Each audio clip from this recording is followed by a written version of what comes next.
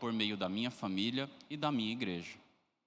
No que depender de mim, eu vou fazer o possível para conservar essa unidade. Então, diante de um conflito, a sua pergunta e a minha pergunta não é o que eu faço para que a minha vontade seja feita.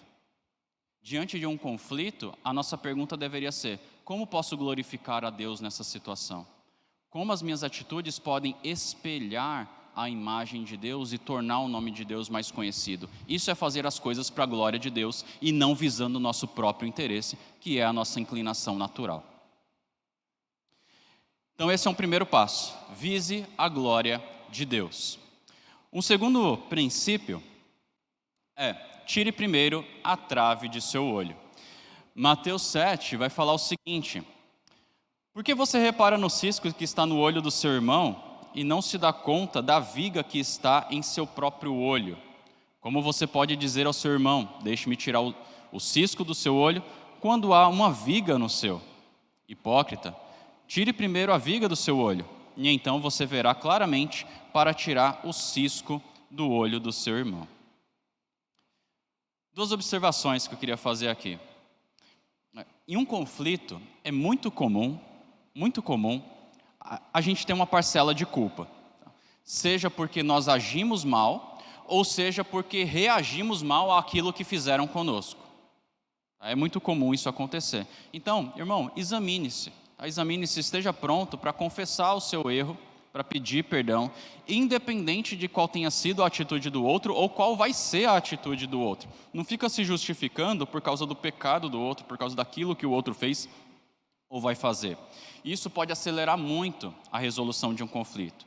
Reconhecer o nosso erro, inclusive, pode até encorajar o nosso irmão a fazer o mesmo, a se examinar, avaliar, pensar direito e aceitar aquilo que ele fez. Mas, infelizmente, muita gente prefere ficar jogando a culpa no outro em vez de admitir o seu erro, né? Eu só fiz isso porque ele... parece criança, né? Foi ele que começou. E é complicado querer exortar alguém quando, se você continua fazendo igual ao outro ou fazendo algo que tem contribuído para promover essa briga. Então, em resumo, ok, a pessoa pecou contra você, certo, já sabemos disso, isso precisa ser resolvido. Mas e você? Tem algo que você precisa se avaliar também? Você usou palavras ofensivas? Você usou de deboche? Você mentiu? Você teve alguma atitude grosseira, agressiva? Foi insensível? Foi negligente? Foi egoísta? Avalie-se também, né? Antes de tratar o problema com o outro, se avalie. E se sim, se você reconhecer algo, esteja pronto para reconhecer o seu erro diante da pessoa, independentemente de como ela vai reagir, se ela vai se arrepender também, se ela também vai pedir perdão, mas esteja pronto para tirar a trave do seu olho, se for necessário. Feito isso, primeiro, viso a glória de Deus, não meu próprio interesse. Segundo, estou disposto a tirar a trave do meu olho, me avaliar, ver se tem algo em que eu também preciso pedir perdão diante desse conflito. Feito isso, nós vamos para um terceiro passo na resolução de conflitos e comunicação, que é converse com a pessoa. E aqui, esse terceiro passo vai ser o passo que a gente vai ficar a maior parte do nosso tempo, porque eu gostaria de apresentar vários princípios relacionados a essa conversa. Tá? Aqui, o texto de Mateus 15, 18, vai falar o seguinte para nós: se o seu irmão pecar contra você, vá e a sós com ele, mostre-lhe o erro. Se ele o ouvir, você ganhou seu irmão. Eu queria que vocês reparassem aqui, que o texto fala: se teu irmão pecar contra você, vá você falar com ele. É o ofendido que toma a iniciativa de resolver o problema. Tem gente que fala assim: não, ok, a gente precisa resolver, houve um problema, mas foi ele que errou, então se for para resolver, ele que venha falar comigo. Não, isso não é bíblico, irmão. O ofendido toma a iniciativa. Semelhante ao que Deus fez conosco, né?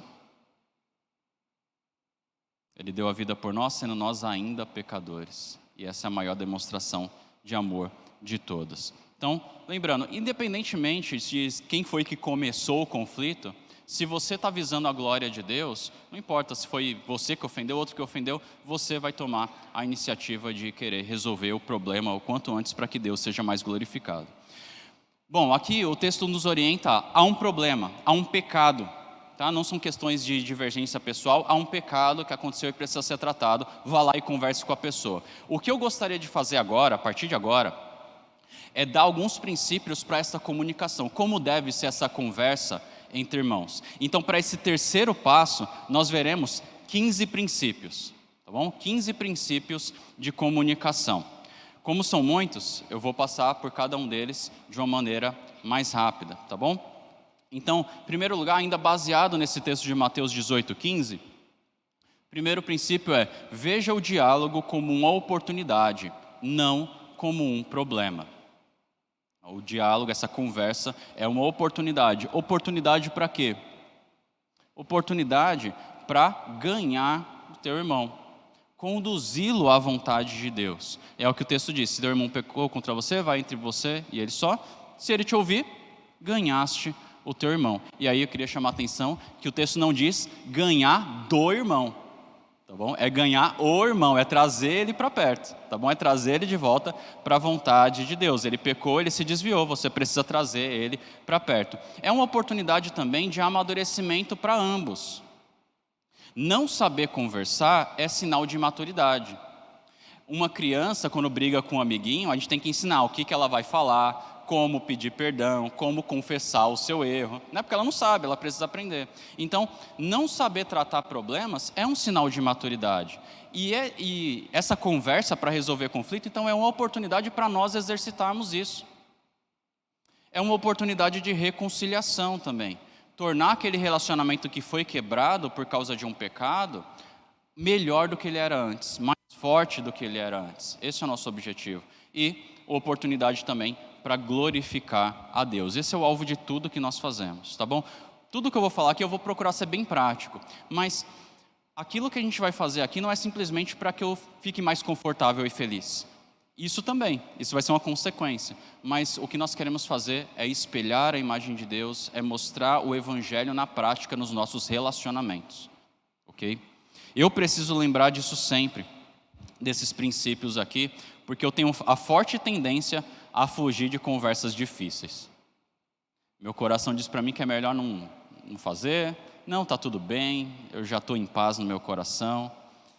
Mas isso é uma mentira, né? Mateus 18:15 fala que essa conversa é uma grande oportunidade. Se houve um pecado, isso precisa ser tratado e nós precisamos ter maturidade para isso. O segundo princípio dessa conversa: rejeite qualquer tipo de vingança em sua comunicação. O texto de Romanos 12 fala o seguinte: amados, nunca procurem vingar-se, mas deixem com Deus a ira, pois está escrito: minha é a vingança, eu retribuirei, diz o Senhor. Às vezes a pessoa vai usar essa conversa, ela até vai conversar com a pessoa sobre o problema. A gente chama essa conversa de confrontação, tá bom? Se eu usar a palavra confrontação aqui, é esse sentido: confrontar é ir conversar com a pessoa diretamente e confrontá-la com o pecado que ela fez. Alguns acham essa palavra meio forte, como se fosse agressivo, mas a ideia não é ser agressivo, tá? Confrontar é simplesmente colocar diante da pessoa para que ela lide com aquilo que ela fez. Então essa confrontação nunca deve ser um desabafo para ferir a pessoa, tá bom? Algumas pessoas vão confrontar a pessoa, mas elas fazem isso meio que querendo que a outra pessoa se sinta mal. Então elas são agressivas na sua fala, elas são mais combativas, né? Isso dá um certo prazer.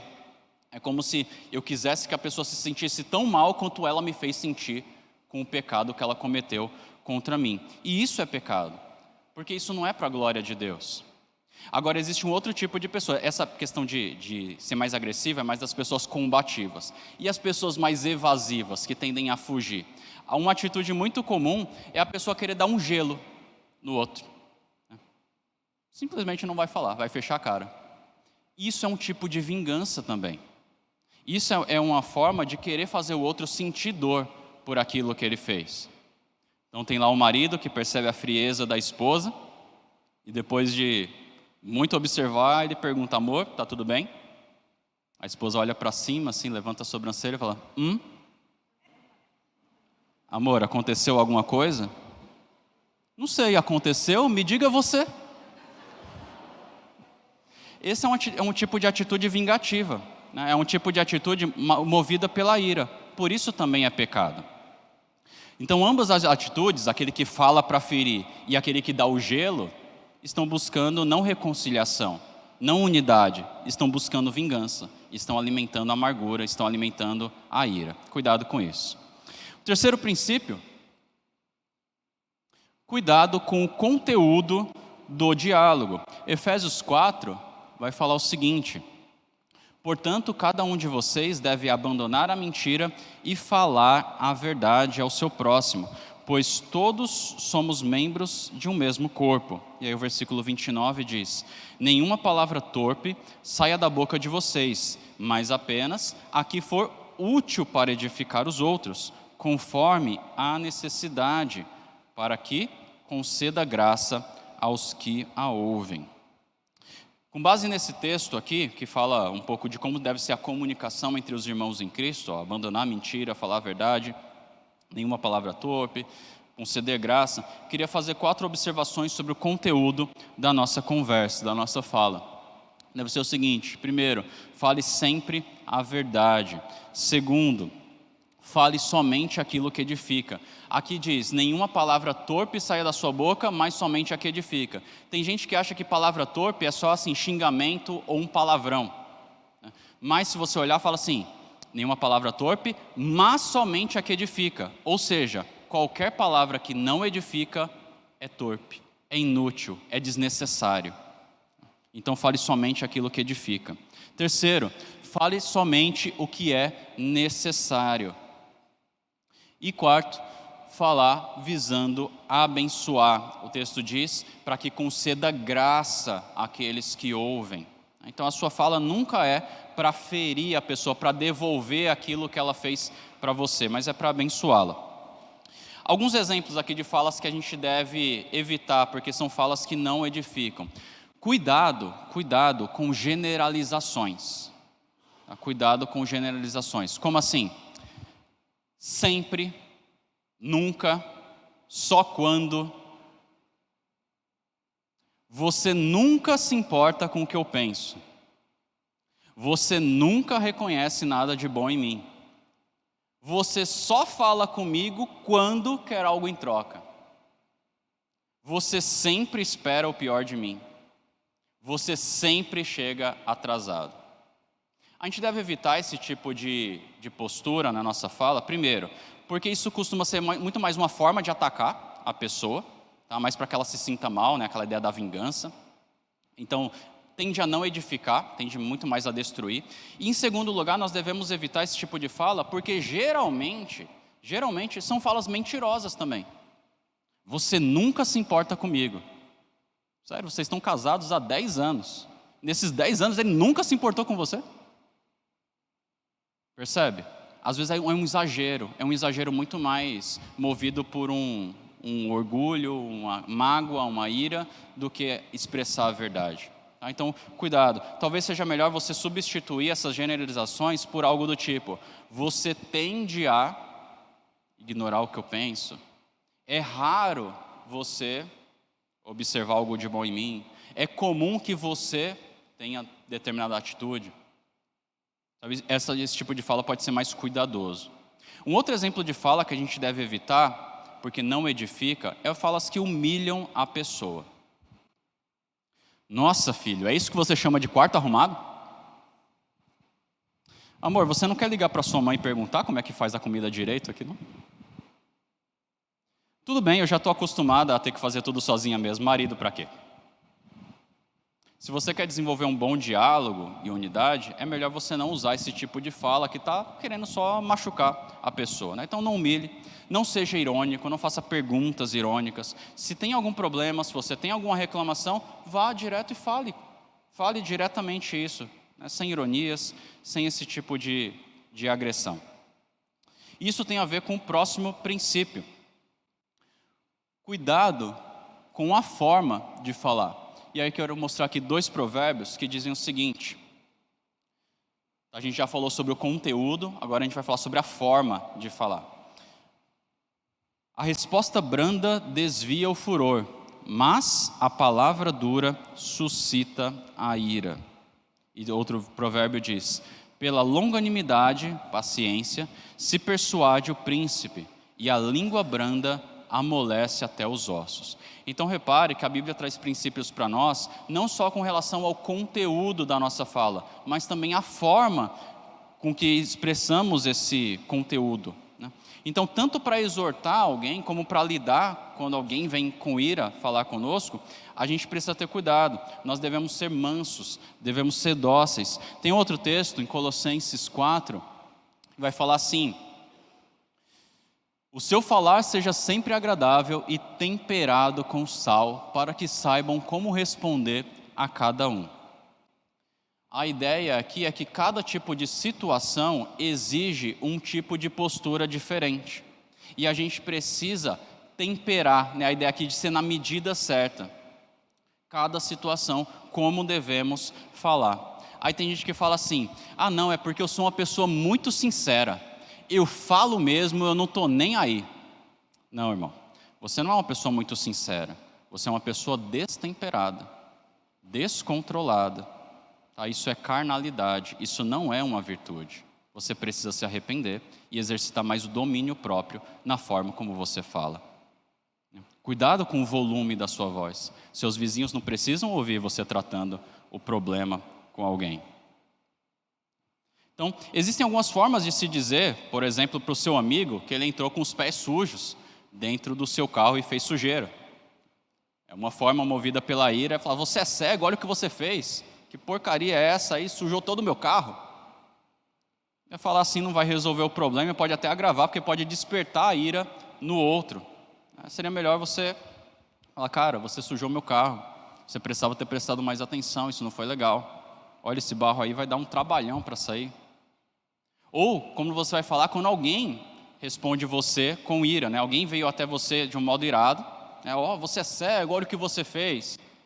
E aí isso pode despertar ira no seu coração e responder: que culpa eu tenho se choveu? Quer que eu tire os pés para entrar? A culpa é sua que não parou dentro do estacionamento. Ou você pode dar uma resposta mais branda, visando resolver aquele problema. Cara, eu não sei onde eu estava com a cabeça, me perdoe, eu posso fazer alguma coisa aqui? Se a pessoa insistir em ficar irada e você continuar a ser dócil, manso, brando, essa pessoa vai acabar ficando desconcertada, né, e vai baixar a bola. Porque não faz sentido você ficar aos berros com alguém se você está ali com humildade, tentando resolver o problema e não só ver de quem foi a culpa ou se livrar da culpa. Muitas brigas cessariam muito mais rápido se a nossa fala fosse mais branda, se nós aplicássemos esses provérbios na nossa comunicação. E aí, como nós falamos de mansidão, de ser alguém dócil, é importante a gente lembrar que mansidão não é sinônimo de frouxidão. Ok? Jesus disse que ele era manso e humilde de coração. Jesus era um homem manso, ele não era mole. Tem pais que quebram um barraco, que fazem um monte de ameaça de uma série de disciplina e não cumprem nada. São extremamente enérgicos, mas isso não são firmes. É só alguém orgulhoso e destemperado mesmo. Então você pode sim ser manso e ser firme ao mesmo tempo. Tá? Não confunda isso. O quinto princípio de comunicação é cuidado com quando e onde falar. E aqui mais 2 provérbios para nós, que diz assim: o homem se alegra em dar a resposta adequada, e a palavra a seu tempo, quão boa é. A palavra proferida no tempo certo é como frutas de ouro incrustadas numa escultura de prata. Esses textos aqui chamam a atenção para a gente que não é só o que você fala, não é só o como você fala, mas é também a hora certa de falar. Quão boa é a palavra dita no seu tempo, na hora certa. Por exemplo, alguns casais ou pais gostam de tratar problemas, tratar aqui entre aspas, problemas enquanto comem com seus convidados no almoço de domingo. É alfinetada para todo lado, né? As visitas ficam até constrangidas. Ah, vocês têm que ver, aqui em casa, se eu não fizer, ninguém faz, não é fulano? Ah, meu marido é uma bênção, viu? Daqui a pouco ele vai levar vocês para a sala e quem fica para arrumar toda a cozinha? Mas é a vida, né? KKKK. Viu, Pedrinho? Bem que você poderia estudar igual o filho deles, né? Ah, bem que eu queria que minha filha fosse assim também, não é, filha? Olha, no dia que minha esposa conseguir ficar pronta na hora certa, eu viro o Batman. Às vezes, a pessoa que está alfinetando tem razão na sua chateação, naquilo que ela está vendo como um problema. De fato, tem um problema que precisa ser resolvido, mas você precisa atentar para o jeito e para a hora certa de querer lidar com esse problema. Esses tipos de comentário, aqui alfinetando, assim, perguntas irônicas, comentários ácidos, só vão promover mais tristeza, raiva e não arrependimento e a mudança que se espera na atitude. O que fazer então? Separe um momento adequado para conversar sobre esse assunto de uma forma direta, sincera, amorosa. Marido, eu gostaria muito que você me ajudasse a arrumar as coisas depois que as visitas forem embora, para que eu também possa descansar um pouco. Você acha que isso seria possível? Filho, eu estou preocupado com as suas notas na escola, o que está acontecendo? Não precisa tirar 10, mas parece que você não está dando o seu melhor. Esposa, eu acredito que você tem dedicado muito tempo a outras coisas que talvez não sejam prioridade. Eu gostaria que nós conversássemos sobre isso. Talvez eu possa te ajudar. Meu irmão, você tem se atrasado muito para as nossas reuniões de ministério. Isso tem sido ruim para o grupo. Está acontecendo alguma coisa? Percebe a diferença? Mas para conseguir pôr isso em prática, a gente precisa atentar para esse próximo princípio aqui.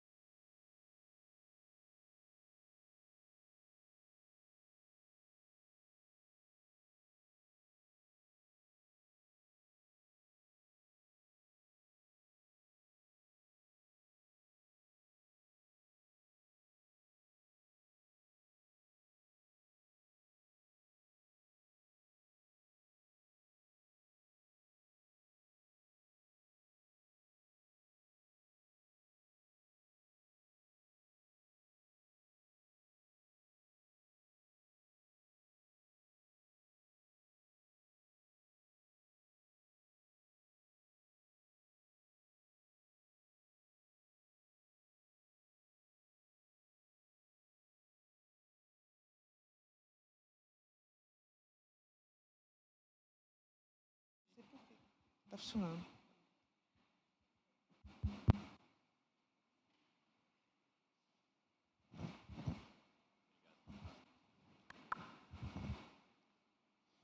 texto de Tiago 1 vai falar o seguinte para nós, e o princípio é controle a sua ira. Meus amados irmãos, tenham isso em mente, sejam todos prontos para ouvir, tardios para falar, tardios para irar-se. E ele explica por quê. Pois a ira do homem não produz a justiça de Deus. Aqui a ideia de não produz a justiça de Deus é não produz o modo justo, o modo correto, que é a vontade de Deus que você viva. A sua ira não vai te conduzir a viver a vontade de Deus na prática. Às vezes a nossa ira é justa. Algo aconteceu de errado e a gente não pode ficar indiferente a isso. Isso surge, tem um sentimento disso é errado, de indignação. Isso é bom que aconteça. Porém, por causa do pecado, a nossa ira não nos faz promover a justiça de Deus. Nos faz termos atitudes pecaminosas. Então, se eu falar ou fizer algo com ira no coração, é bem provável que eu vou pecar, seja ao exortar alguém, seja ao colocar o meu filho de disciplina, ou ao responder uma mensagem de texto. Infelizmente, a gente fica irado, não são poucas vezes que isso acontece. Alguém já disse que estudos mostram que a cada 10 pessoas, 11 tem problema com ira. E aí o que a gente faz diante disso? Você precisa controlar a sua ira. É possível? Isso. Sim, por causa do Espírito Santo que habita em você. A Bíblia diz que o fruto do Espírito é domínio próprio. E olha só, quer ver um exemplo de como você consegue controlar a sua ira? Com quem é mais fácil você elevar o seu tom de voz? Com seus familiares ou com seu chefe?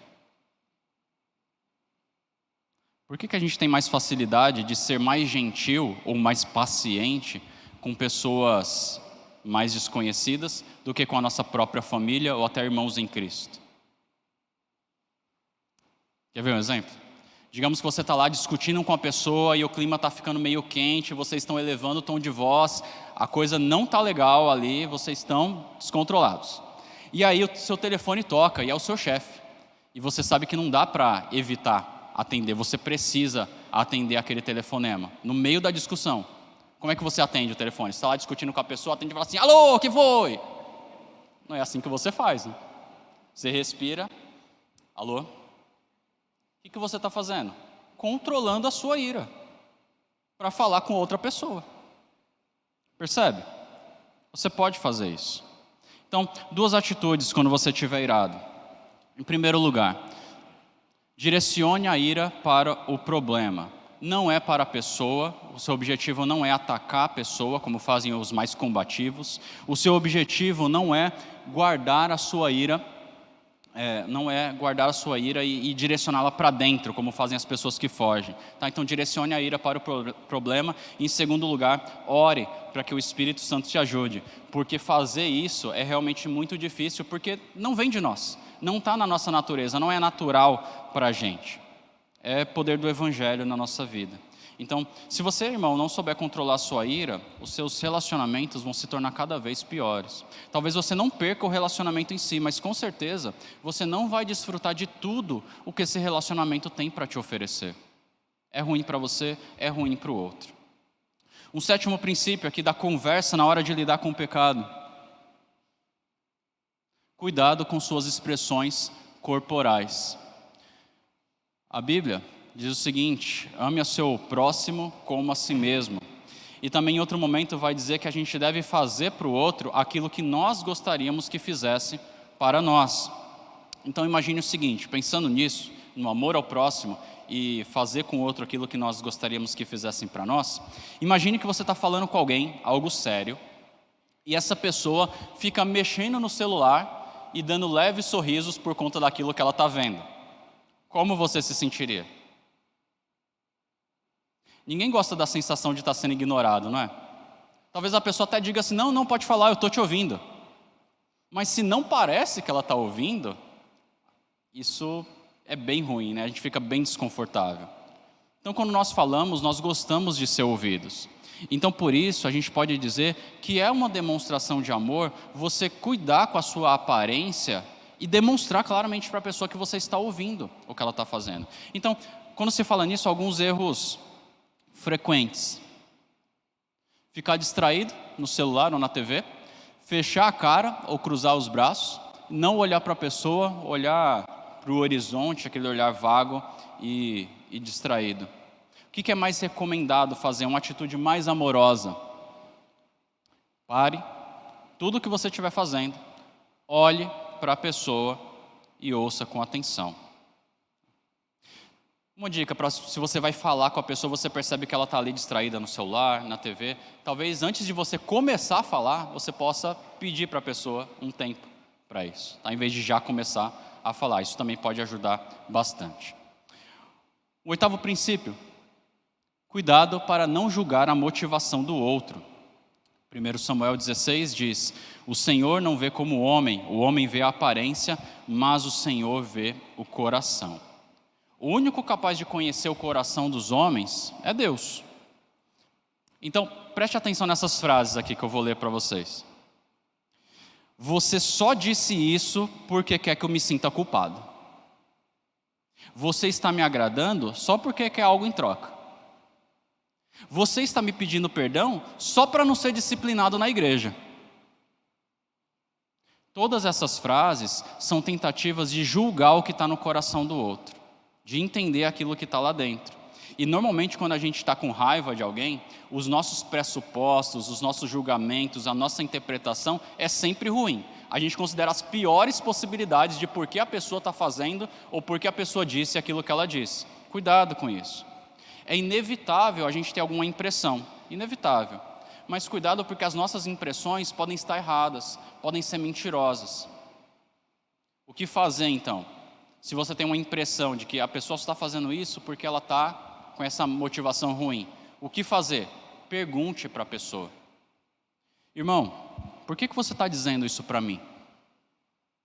Deixa ela falar agora. Olha, a sua atitude demonstra para mim que você só está me pedindo perdão porque você quer algo em troca.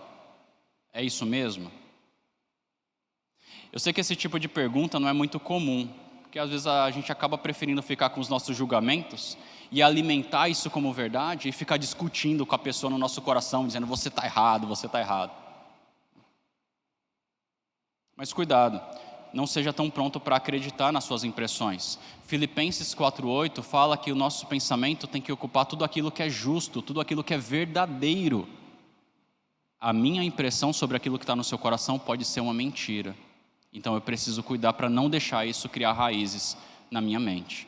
Então pergunte para a pessoa se a sua impressão é verdadeira ou não. Próximo princípio, atitude de cooperador e não de competidor. É muito comum diante de um conflito, seja na igreja ou no lar, as pessoas levarem para o lado da competição, né? Existe um vencedor e existe um perdedor. Isso é muito comum também entre casais. Então, por exemplo, o marido dá uma sugestão sobre algo que eles deveriam fazer, aí a esposa diz que não gostou e dá uma ideia muito melhor. Não sei se isso acontece também com vocês. E aí o que acontece com o marido?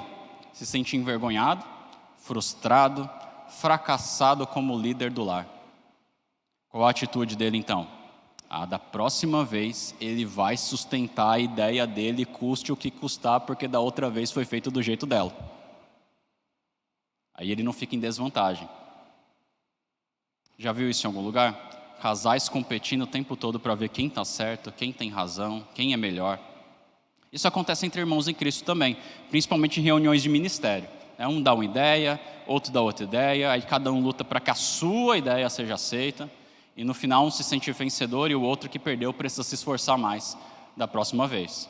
Irmãos, esse tipo de atitude não harmoniza com aquilo que a Bíblia diz quem nós somos, tanto no lar como na igreja. Olha só, 1 Coríntios 12 vai falar o seguinte: ora, assim como o corpo é uma unidade, embora tenha muitos membros, e todos os membros, mesmo sendo muitos, formam um só corpo, assim também com respeito a Cristo.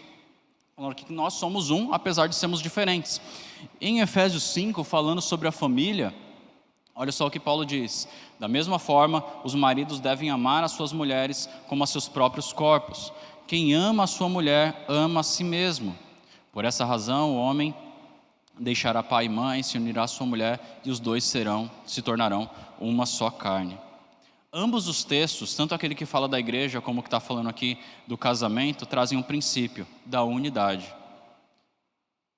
Nós não somos competidores, nós estamos juntos. Nós trabalhamos juntos para um mesmo objetivo. Se a minha esposa dá uma ideia melhor que a minha e a gente faz do jeito dela, quem ganhou com isso? A nossa família. Se seu marido te exortou e ele tem razão e você precisou mudar, quem ganhou com isso? Toda a família. Mas o que acontece com frequência? Lá na reunião, a pessoa fez bico para que aceitassem a ideia dela, que era pior do que do outro, mas a ideia acabou sendo aceita. A ideia que era pior foi aceita. Quem ganhou com isso? Ninguém. Nem a pessoa que deu a ideia. Irmãos, nós não somos competidores. Nós estamos jogando no mesmo time, nós servimos ao mesmo Senhor, nós temos uma mesma fé, nós somos habitados pelo mesmo Espírito. Nós todos visamos o mesmo alvo, que é a glória de Deus. Então nós ganhamos não quando a nossa ideia é aceita, nós ganhamos quando o melhor é feito, quando a melhor ideia é aceita, mesmo que não tenha sido a nossa. E exercitar isso é um princípio de humildade, é reconhecer, a gente precisa reconhecer que nem sempre as nossas opiniões vão ser as melhores. E tentar fazer do jeito do outro, né? Talvez a gente possa aprender bastante com isso. Deixa eu dar um alerta aqui, especialmente para casais. Casais, cuidado. Tem casais que ficam competindo e fazem isso num tom de brincadeira, ridicularizando o cônjuge, especialmente na frente dos filhos, e acham que com isso estão ganhando alguma coisa. E o tom é de brincadeira, só que é aquela coisa, né? Aquela brincadeira que tem um fundo de verdade, né? Então o problema é que nem sempre é brincadeira. Então avalie-se com sinceridade, cuidado para não cultivar esse espírito de competição no seu lar. Em todo conflito nos relacionamentos, seja no lar ou na igreja, a gente precisa olhar para o outro como alguém que está no nosso time. A gente precisa olhar para o outro e lembrar que nós somos amigos, nós somos parceiros, nós somos um. A humildade também nos ajuda a rejeitarmos um 10º princípio aqui, que é a transferência de culpa. Gênesis 3, logo depois do pecado, diz assim: disse o homem, fui a mulher que tu me deste por companheira, que me deu o fruto da árvore e eu comi. Os irmãos devem lembrar bem do contexto que isso acontece. O primeiro pecado entrou no mundo, Deus vai até o casal para confrontá-los, e quando ele vai até o homem, fala assim: o que você fez? A resposta do homem foi a mulher que tu me deste. A culpa não é minha, a culpa é dela e do Senhor. Percebe? Esse é o truque mais velho da Bíblia, transferir a culpa para outra pessoa. É usado até hoje, desde as crianças até os mais velhos. A gente é cegado pelo nosso orgulho e a gente começa a apontar o dedo para outro querendo nos justificar. E é muito mais difícil trazer reconciliação quando a pessoa fica transferindo a culpa para outras pessoas. Seria tão mais fácil se cada um olhasse para si, dissesse: olha, esposa, marido, irmão, eu errei, tá? Eu não deveria ter reagido dessa forma. Isso facilitaria muitas coisas, tá? Então não transfira a culpa. Não siga a filosofia do Homer Simpson, que uma vez disse: a culpa é minha e eu ponho quem eu quiser. Não transfira a culpa. Isso existe desde Adão. Próximo princípio: ouça até o final. Provérbios 18, 13 vai falar: quem responde antes de ouvir comete insensatez e passa vergonha. Você conhece pessoas que têm a forte tendência a interromper o outro? O outro nunca consegue finalizar o pensamento. Simplesmente a pessoa não quer ouvir, já começa a falar como se soubesse de tudo. E por que não querem ouvir? Algumas opções. Talvez porque julgam que a opinião do outro não importa. Talvez porque sejam orgulhosos demais para considerar o que o outro tem a dizer. Ou porque estão mais preocupados em falar do que em ouvir o seu irmão ou seu cônjuge. Ou se sentem ameaçados pela opinião do outro. Qual é a raiz de tudo isso? Falta de amor ao próximo e excesso de amor a si mesmo. Egoísmo, orgulho. Quem responde antes de ouvir comete insensatez e passa vergonha. A pessoa que gosta de interromper o outro pode até se achar melhor, mas o que a Bíblia diz é que ela está cometendo uma tolice e passando vergonha. Então, olha só, irmão, ao ser confrontado com seu pecado, ao receber uma sugestão, procure ouvir até o final. Talvez você possa, se vou interromper, só para fazer uma pergunta, para entender melhor aquilo que está sendo dito. Tá? Isso já demonstra na prática que você dá valor àquilo que o outro está falando. Então, por exemplo, marido, eu acho que as coisas aqui em casa não estão muito legais. Como assim, amor? O que você tem observado? O que você acha que a gente pode melhorar? Então você vai lá e ouça, e ouve o que ela tem a dizer. Queria dar uma sugestão aqui para os nossos irmãos que têm algum papel de liderança na igreja. Irmãos, geralmente, quanto mais você ouvir, menos você vai precisar falar. Quanto mais você ouvir, menos você vai precisar falar.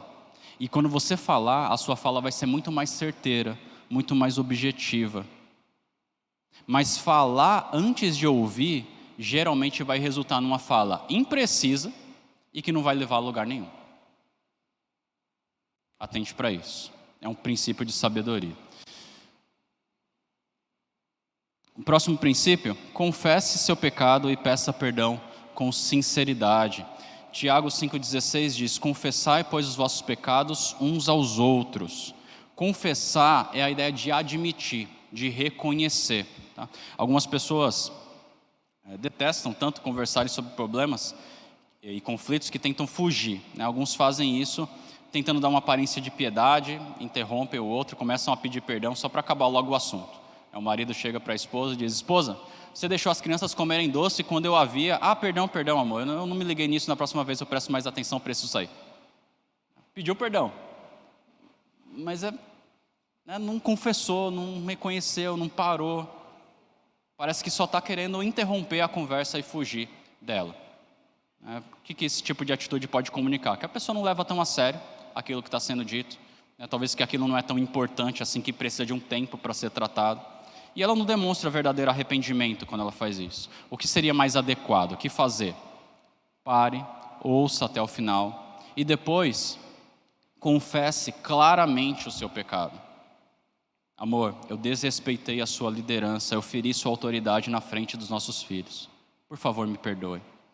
Eu preciso melhorar nisso. E acho que eu preciso pedir perdão na frente das crianças também. Você está dizendo o que aconteceu, você está reconhecendo, você está confessando, não só pedindo um perdão vago.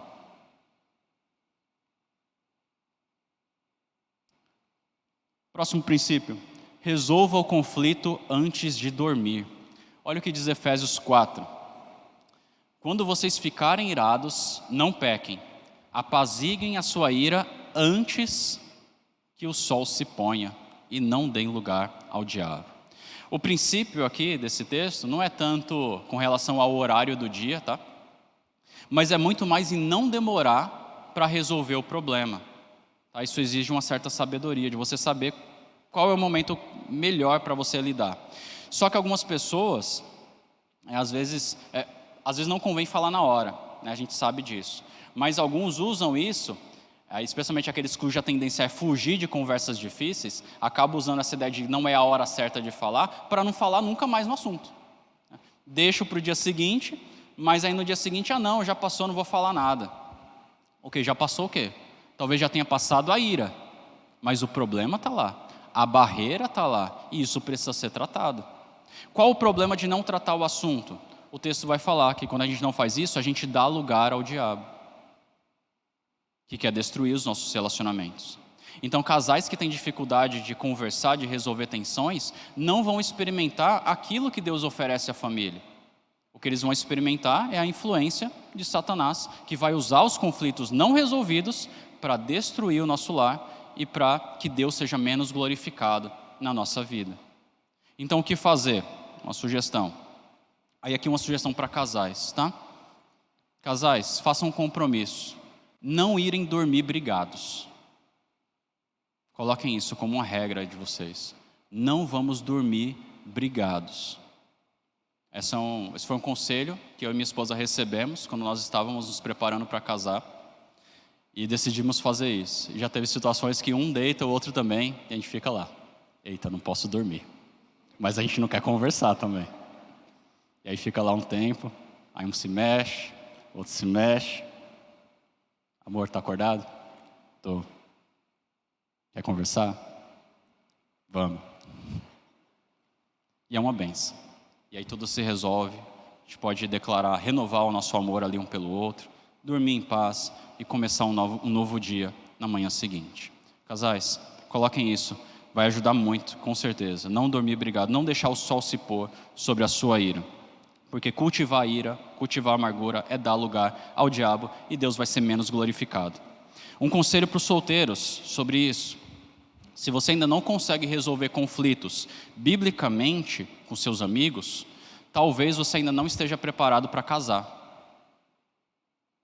Porque se você não resolve com as pessoas que você não convive, imagine com as pessoas que você vai, ou com a pessoa que você vai conviver o tempo todo. Então, avaliar como você tem lidado com os conflitos, pode te ajudar a avaliar como está o seu nível de maturidade para relacionamentos mais intensos. Então, faça esse teste. Isso pode ser um bom indicativo para você. Aprenda isso se você quiser ter um casamento saudável, onde a vontade de Deus vai reinar. 14º, evite mensagens de texto. Olha só o que esse provérbio diz aqui, ó. O prudente percebe o perigo e busca refúgio. O inexperiente segue adiante e sofre as consequências. Esse texto aqui, obviamente, não está falando de mensagem de texto, mas esse texto está trazendo um princípio aqui, dizendo que o sábio é aquele que olha para frente e ele percebe, tem um problema aqui, ou pode ter um problema ali. Então ele para, ele busca outro caminho, ele busca proteção. O inexperiente, a pessoa que não pensa, a pessoa simples, vê o problema, fala assim, tem problema nenhum, e segue adiante, e acaba sofrendo as consequências. Diante disso, eu queria trazer um conselho, que é o perigo das mensagens de texto na resolução de conflitos.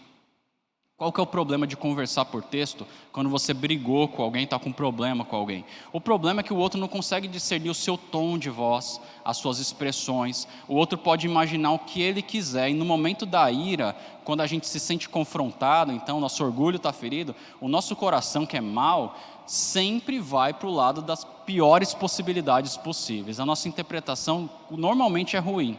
Por mais brando que seja o seu tom ao escrever algo, por mais cuidadoso que você seja, é muito fácil o outro distorcer aquilo que ele está lendo.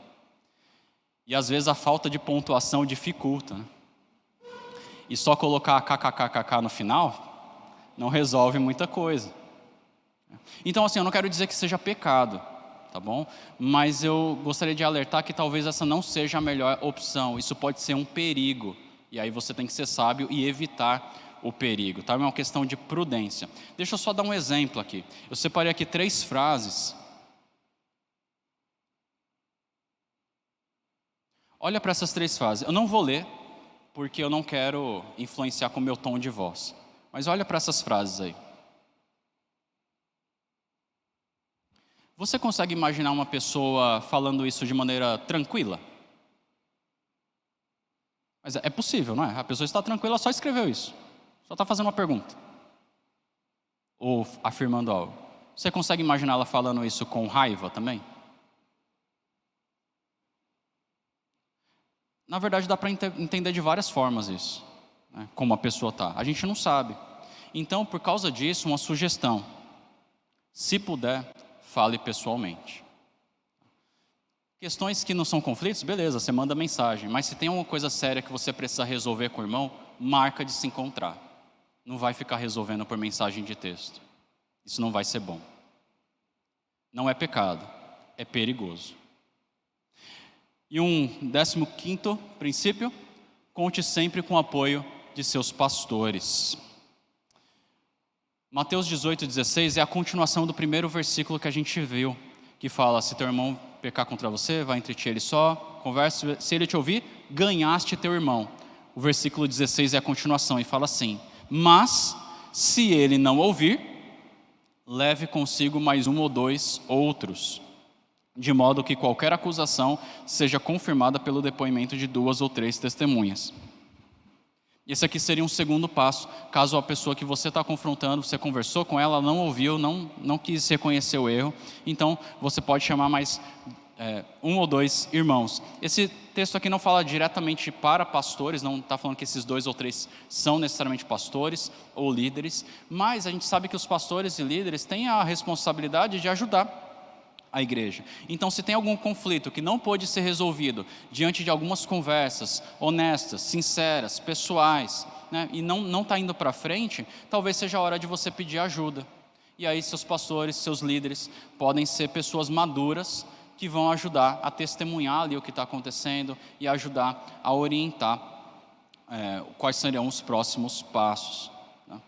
Então, por exemplo, se você já falou para o seu irmão sobre o jeito grosseiro dele falar com você, mas não adiantou nada, chame seus líderes, tá? Se ainda assim não resolver, esses líderes podem ajudar a dizer qual vai ser o procedimento seguinte. Então, esse aqui são 15, a gente viu agora 15 princípios para confrontar as pessoas com o seu pecado. Está bem pequeno ali, mas é só uma revisão do que a gente já viu, tá bom? E depois eu posso passar esse material para os irmãos, na verdade já está no computador da igreja, depois os irmãos podem compartilhar aí no grupo de vocês.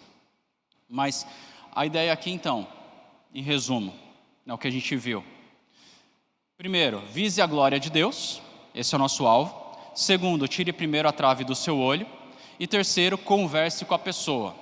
E aí, para conversar com a pessoa, lembre-se desses 15 princípios de comunicação. Okay? E aí, após aplicar esses princípios de confrontação, um quarto e último princípio geral, perdoe como Cristo perdoou. O texto de Efésios 4:32 diz: sejam bondosos e compassivos uns para com os outros, perdoando-se mutuamente, assim como Deus perdoou vocês em Cristo. Eu queria apenas citar esse ponto, porque só esse versículo aqui já daria uma aula inteira. Mas olha só, tem gente que fala assim: não, eu perdoei, mas o nosso relacionamento nunca mais vai ser o mesmo. Lembre-se que o padrão de perdão é o Evangelho.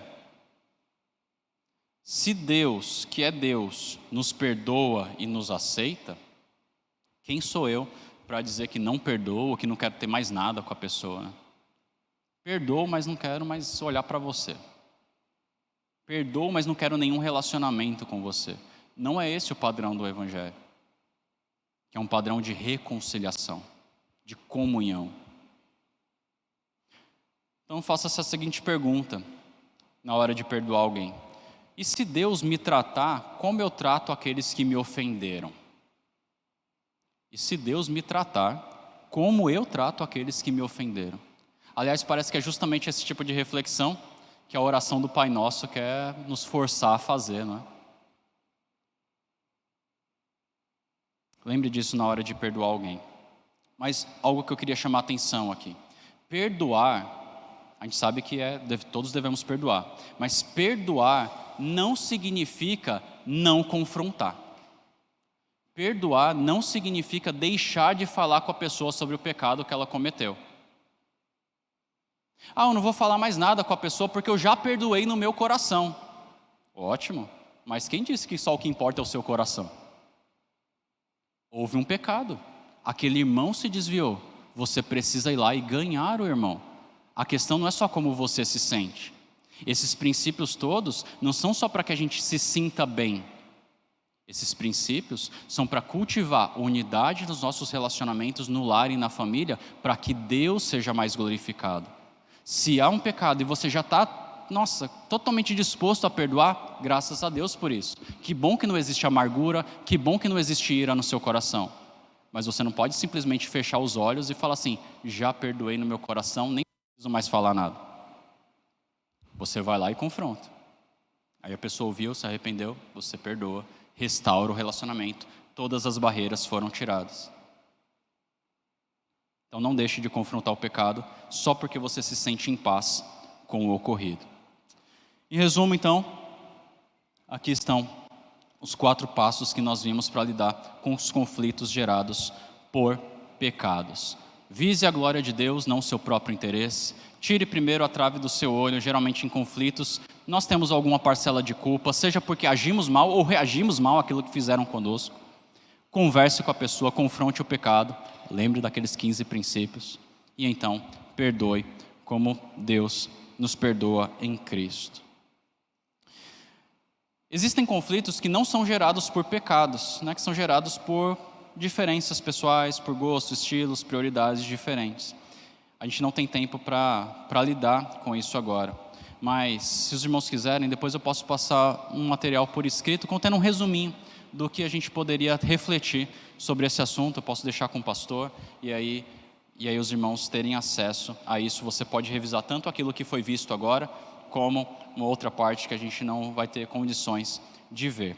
Mas se você colocar em prática aquilo que a gente viu hoje, irmão, pode ter certeza que você vai amadurecer, sua família vai amadurecer e a igreja vai amadurecer também na palavra de Deus. E como consequência, além dos nossos relacionamentos se tornarem melhores, Deus vai ser mais glorificado, espelhado e proclamado no seu lar e nessa igreja. Esse é o objetivo. Amém? Vamos orar por isso? Pastor, poderia orar aqui por nós, por favor? Amém. Senhor, nós te damos graças porque o Senhor falou de uma forma tão clara conosco nessa manhã também. Que cada princípio desse, ó Deus, aqui ensinado seja uma realidade em nossas vidas, Senhor. Que o Teu Espírito Santo nos ajude a pôr em prática, Senhor, cada palavra, cada princípio, e nos leve a um nível mais alto de comunhão, de intimidade com o Senhor e de um verdadeiro amor de uns com os outros. Assim oramos também pelo Teu Filho, que com tanto conhecimento e sabedoria e graça nos ministrou nessa manhã, Pai, no nome de Jesus. Amém e amém, Senhor. Aplauda o Senhor pela glória dele.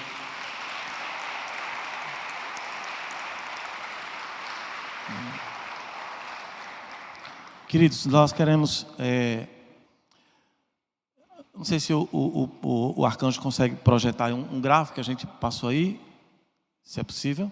Não, eu acho que mandei no WhatsApp, não sei se você...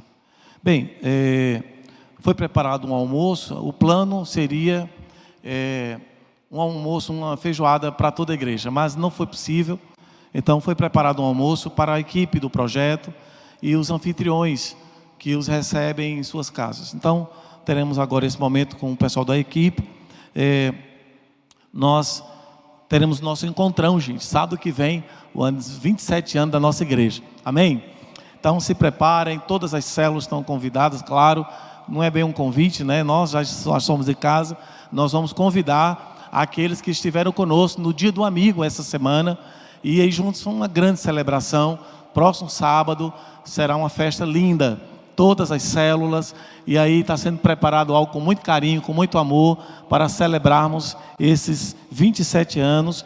E claro, reunir todas as células vai ser certamente uma noite incrível de celebração, de gratidão ao Senhor. Então, não fique de fora. Irmãos, nós estamos adquirindo mais cadeiras para a nossa igreja, pelo menos mais 100 cadeiras.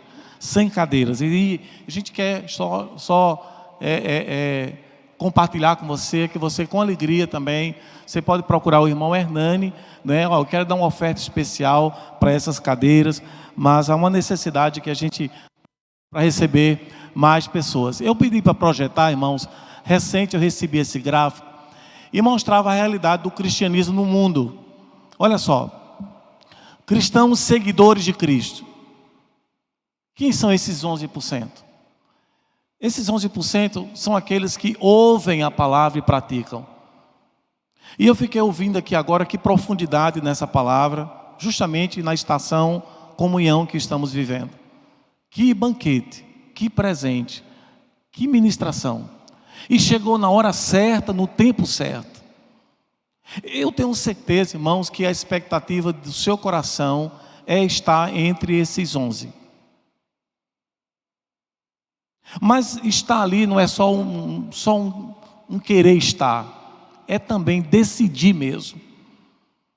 Então, se nós queremos estar não só entre os 11, mas também trabalhando para que esses 21 também sejam verdinhos, trabalhar para que esses 40% que apenas ouvem, mas nada fazem.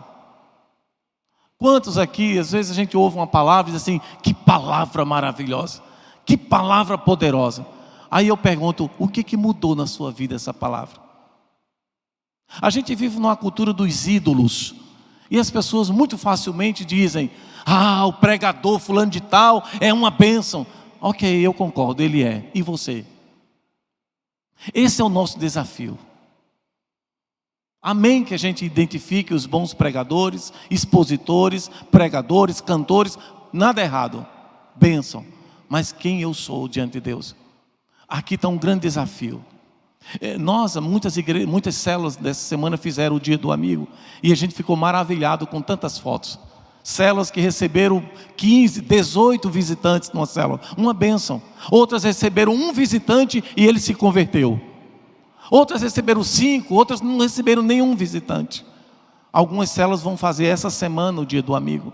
Vamos orar como igreja, vamos orar, para que os nossos amigos, familiares, ou quem sabe a gente conheça aqui, dentre os azuis aqui, os 40%, que ouviram, mas não se posicionaram, ouviram, mas não tomaram uma decisão.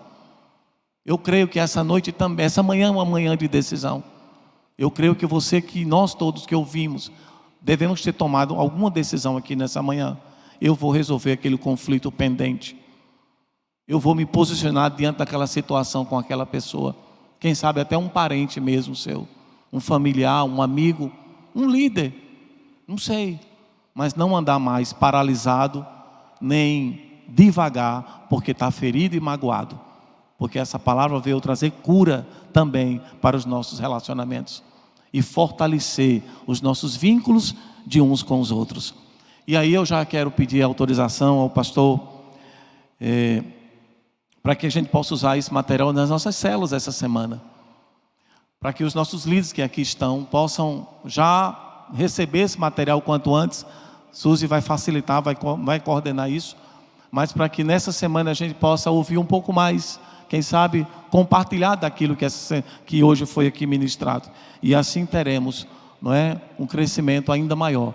Se você estava finalizando a série passada, você para com ela, porque essa semana todos nós iremos ministrar o que nós ouvimos aqui nessa manhã. Amém, queridos? Eu quero chamar aqui, ter a honra, o privilégio, há tanto tempo não fazíamos isso, mas eu quero encerrar chamando a minha família aqui para frente, por favor. Arthur, Mariana, Suzy, vamos orar aqui. Eu quero dar graças a Deus, agradecer aos irmãos pelas orações sobre a minha saúde. Graças a Deus estou cada vez melhor, não totalmente, mas bem melhor. Estou aqui agora. Semana passada não pudemos, mas agora o Senhor nos deu o privilégio, né, de nos reunir. Eu quero agradecer as orações de todos e a atenção de todos, o carinho, o cuidado, enfim, estamos juntos. E olha só, nós aqui, não é? Vamos ficar todos em pé então, vamos agradecer, vamos orar. E eu quero encorajar os irmãos a não faltarem hoje à noite. Gente, olha só, isso aqui está uma continuação. À noite vai ser um outro grande banquete. Não faltem, venham estar conosco, né? Presencialmente é diferente, é especial. E eu quero chamar aqui o Mateus aqui, então, Mateus, para você orar, encerrando esse momento, pode ser? E como eu disse, à noite nós teremos a apresentação, o pastor Yuri irá apresentar, não é? Toda a equipe, né? Então vamos fazer isso agora, em nome de Jesus.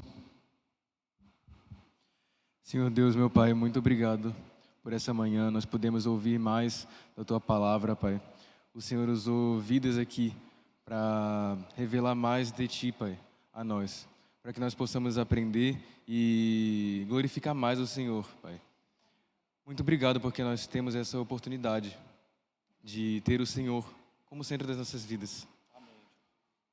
Isso é incrível, Pai.